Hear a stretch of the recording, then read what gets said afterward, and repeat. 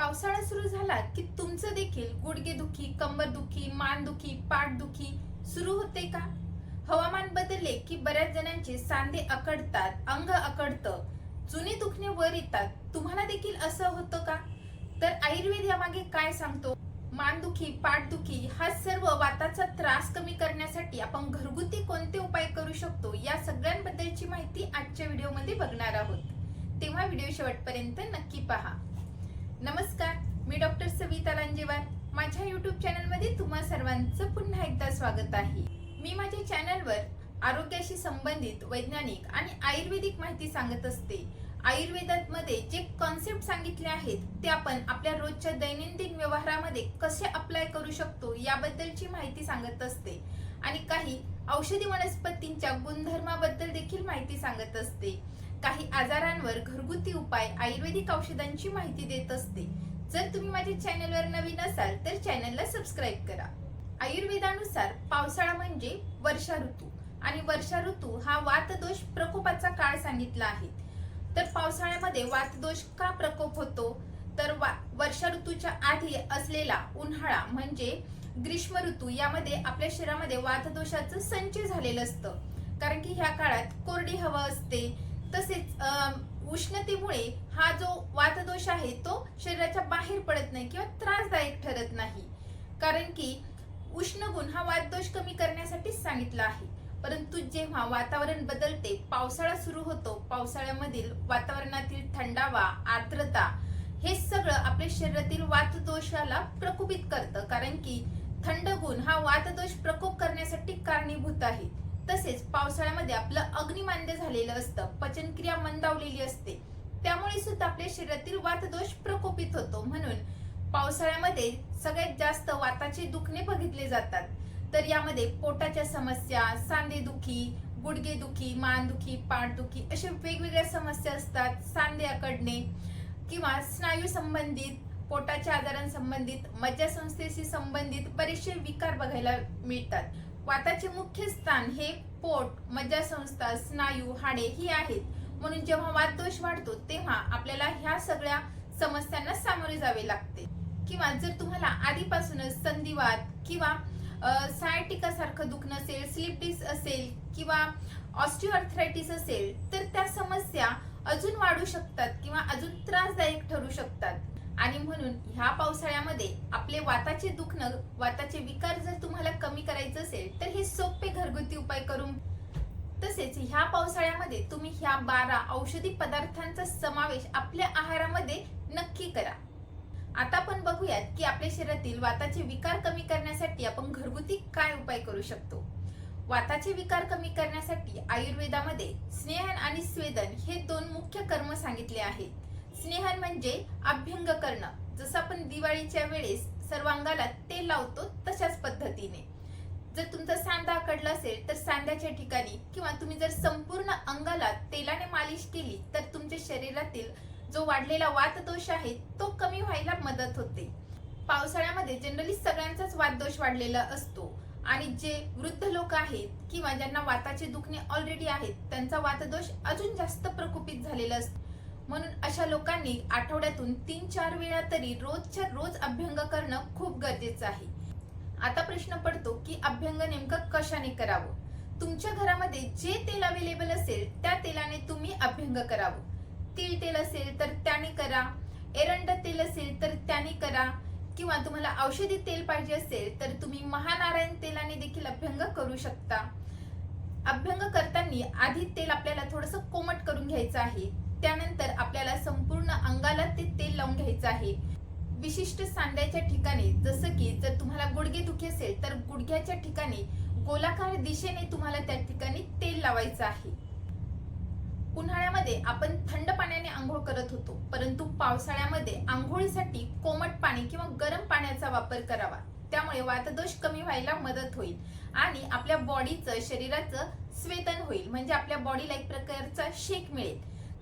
जर तुमचा विशिष्ट सांधा जास्त दुखत असेल तर अशा वेळी अभ्यंग झाल्यानंतर म्हणजे तेल मालिश झाल्यानंतर तुम्ही गरम पाण्यामध्ये एक टॉवेल बुडून तो टॉवेल त्या सांध्याच्या ठिकाणी गुंडाळून ठेवावा सुमारे 15 ते 20 मिनिट, किंवा निर्गुंडीचा काढा तयार करावा, त्या काड्यामध्ये तो टॉवेल बुडवून तुम्ही त्या सांध्याच्या भोवती लावू शकता. असं जर केलं तर तुमचं सांधेदुखीचं दुखणं कमी व्हायला मदत होईल. त्यानंतर दुसरा उपाय म्हणजे गरम पाणी पिणं.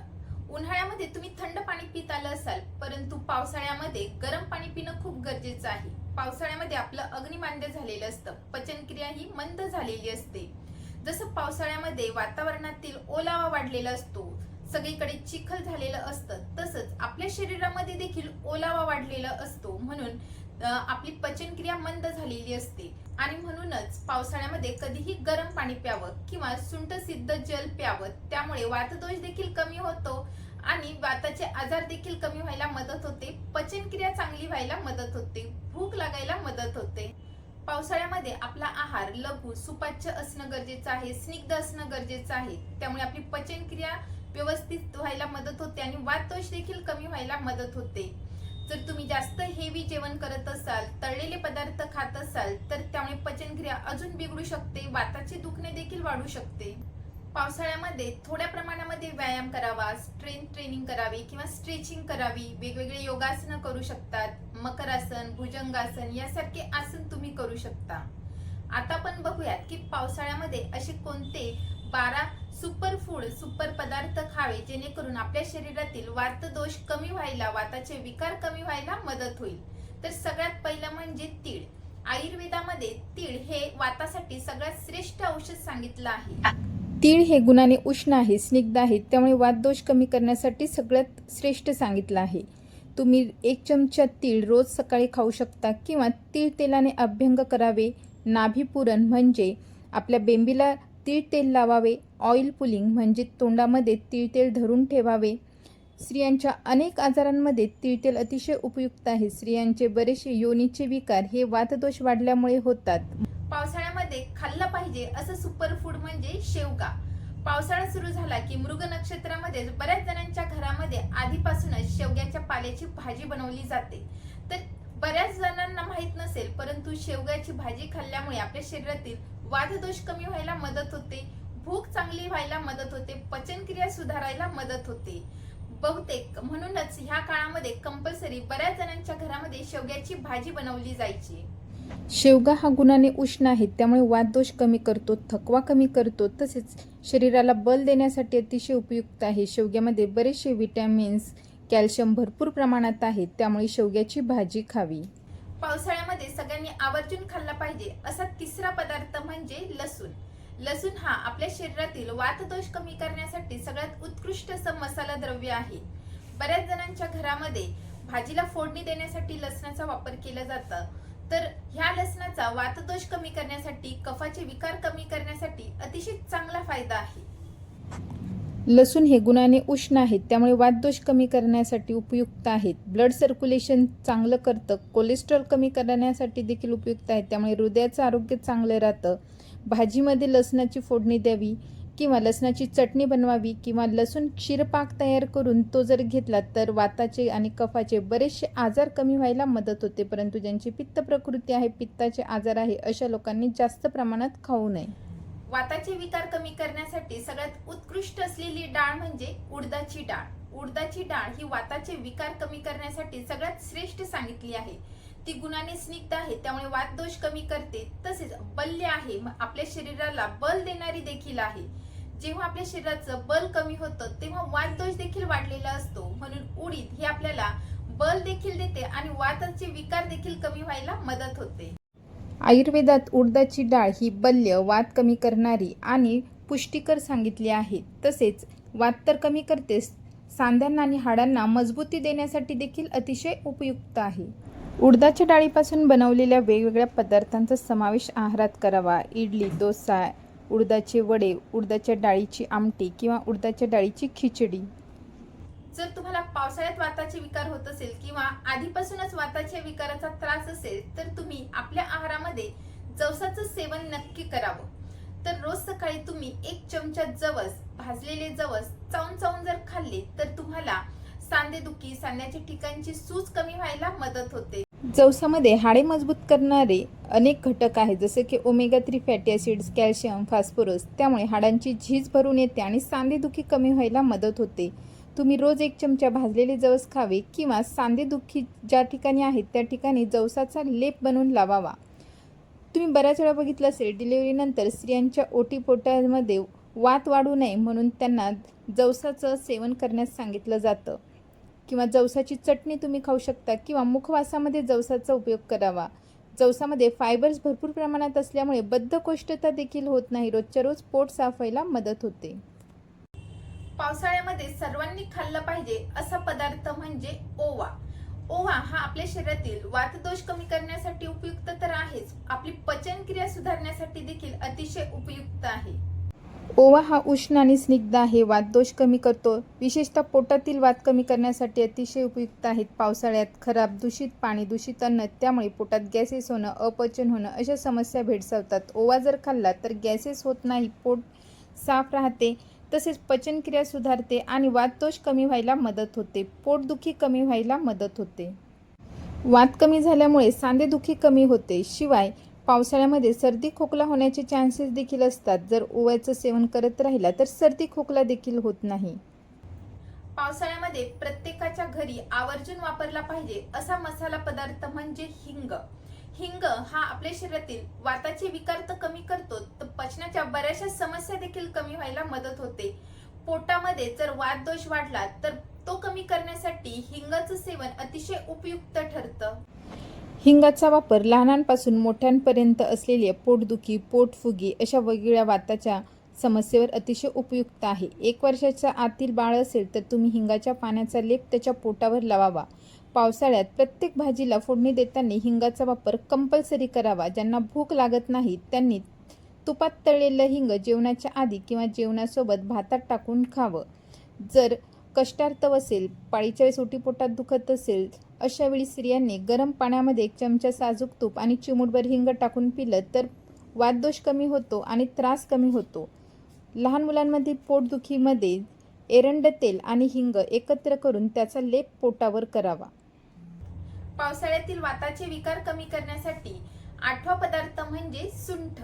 तर आपल्या आहारामध्ये ह्या पावसाळ्यामध्ये सुंठाचा समावेश करणे खूप गरजेचं आहे.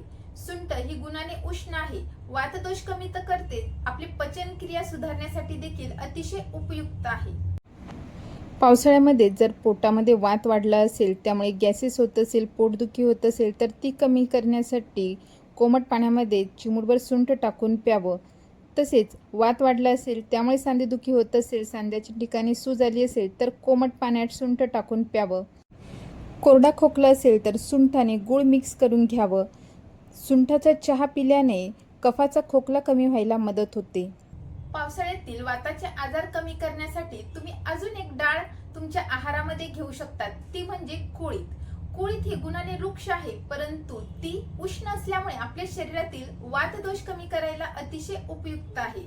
कुळथाची डाळ बनवल्यानंतर जर तुम्ही त्यामध्ये 1 चमचा गाईचं तूप ऍड केलं तर तिला स्निग्धता मिळते आणि त्यामुळे वातदोष लवकर कमी व्हायला देखील मदत होते. कुळथाची डाळ ही वातदोष, कफदोष कमी करते, पचन सुधारते, तसेच सांधेदुखी कमी करण्यासाठी देखील अतिशय उपयुक्त आहे. तुम्ही कुळथाच्या डाळीचं सूप किंवा पिठलं तयार करून घेऊ शकता. पावसाळ्यातील वाताचे आजार कमी करण्यासाठी तुम्ही आपल्या आहारामध्ये डिंकाचा समावेश करावा. बऱ्याच जणांना सांध्यांच्या ठिकाणी झीज होते, हाडांची झीज होते, हाडे ठिसूळ होतात, त्यामुळे सुद्धा वाताचे दुखणे वाढतात. तर डिंकामध्ये बरेचसे असे घटक आहेत जे आपल्या हाडांची झीज भरून यायला मदत करतात, म्हणून डिंकाचा समावेश तुम्ही ह्या पावसाळ्यामध्ये नक्की करावा. डिंकामध्ये हाडांना आणि शरीराला ताकद देणारे बरेचसे तत्व आहेत, त्यामुळे हाडांची झीज भरून येते, सांधेदुखी कमी व्हायला मदत होते, मणक्याचा गॅप भरून यायला देखील मदत होते. तुम्ही डिंक तुपात तळून त्याची पावडर तयार करून ठेवावी आणि अर्धा चमचा पावडर रोज सकाळी दुधात टाकून प्यावी किंवा लाडू बनवून देखील तुम्ही तो 1 लाडू रोज घेऊ शकता. पावसाळ्यातील वातदोष कमी करण्यासाठी सगळ्यात बेस्ट असं औषध म्हणजे एरंड. तर आयुर्वेदामध्ये वातदोषासाठी एरंड हे सगळ्यात उत्कृष्ट आणि सर्वात श्रेष्ठ औषध सांगितलं आहे. जर तुम्ही एरंड तेलाचा वापर ह्या पावसाळ्यामध्ये केला तर तुम्हाला वाताचे दुखणे कमी व्हायला मदत होते, वातानुलोमन होते, बद्धकोष्ठता कमी व्हायला देखील मदत होते. एरंड हे गुणाने उष्ण आहे, तीक्ष्ण आहे आणि अतिशय स्निग्ध आहे, त्यामुळे आपल्या शरीरातील वातदोष कमी व्हायला मदत होते. वाताचा कोरडेपणा वाढल्यामुळे आपल्या सांध्याच्या ठिकाणी कटकट आवाज येतो. एरंड तेल हे गुणाने अतिशय स्निग्ध आहे, वातानुलोमन करणारे आहे, बद्धकोष्ठता कमी करणारे आहे, त्यामुळे वाताचे बरेचसे विकार कमी करण्यासाठी अतिशय उपयुक्त आहे. तुम्ही रोज रात्री झोपायच्या आधी कोमट दुधामध्ये 1 चमचा एरंड तेल टाकून प्यावे किंवा सांध्याच्या ठिकाणी एरंड तेलाने मालिश करावी. जर तुमचं शरीराचं बल कमी झालं असेल, जर तुम्ही वृद्ध असाल, त्यामुळे तुमच्या शरीरातील वातदोष वाढला असेल, तर आपल्या आहारामध्ये तुम्ही अश्वगंधा, शतावरी यासारख्या आयुर्वेदिक औषधांचा समावेश करावा. रोज रात्री झोपायच्या आधी कोमट दुधामध्ये 1 चमचा शतावरी पावडर, 1 चमचा अश्वगंधा पावडर आणि 1 चमचा खडी साखर ऍड करून जर झोपलं तर तुमच्या शरीरातील वातदोष कमी व्हायला मदत तर होते, शरीराला बल मिळतं, शरीराला जो थकवा आलेला असतो तो देखील कमी व्हायला मदत होते आणि चांगली झोप लागते. आणि झोप चांगली लागल्यामुळे आपल्या शरीरातील तिन्ही दोषांचं बॅलन्स व्हायला मदत होते, आपला स्ट्रेस लेवल कमी व्हायला मदत होते, हार्मोन्स बॅलन्स मध्ये राहायला देखील मदत होते. तर अशा प्रकारे ह्या पावसाळ्यामध्ये तुम्ही आपले वाताचे विकार कमी करण्यासाठी मी सांगितलेले घरगुती उपाय नक्की करा आणि वेगवेगळ्या पदार्थांचा समावेश तुम्ही आपल्या आहारामध्ये करा, जेणेकरून तुमच्या शरीरातील वातदोष कमी व्हायला मदत होईल. तसेच आहारामध्ये थोडेसे बदल, दिनचर्येचं पालन, थोडीशी योगासनं आणि मी सांगितलेले उपाय जर केले तर सहजरित्या तुमचे वाताचे दुखणे कमी व्हायला मदत होईल आणि पावसाळ्यामध्ये पावसाचा आनंद घ्यायला तुम्हाला मदत होईल. निसर्गाचा आनंद घ्या, निसर्गरम्य दृश्य बघायला जा. जर व्हिडिओ आवडला असेल तर व्हिडिओला लाईक करा, शेअर करा. पुन्हा भेटूयात पुढच्या व्हिडिओमध्ये. तोपर्यंत हेल्दी खा, हेल्दी राहा, आयुर्वेदाला जवळ करा.